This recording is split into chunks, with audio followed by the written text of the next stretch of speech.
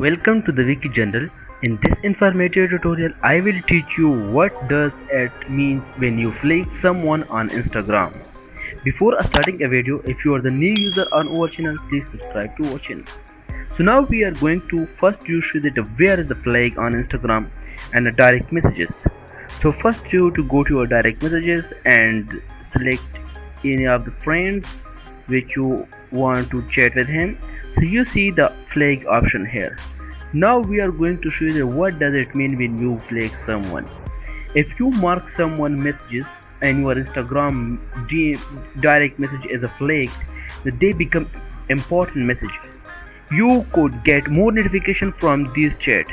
So if you wanted to refer to someone's chat in the future, you could flag them and come back to find their chat easily. Instead of wasting time searching, you could look for the flag chat and find what you are looking for. Instagram developer thought flagging was better term for this feature. So that's why we had a flag instead of a star for some time. These are the information about the flag on direct messages. If this video is informative for you, please like the video and subscribe to our channel. Thanks for watching.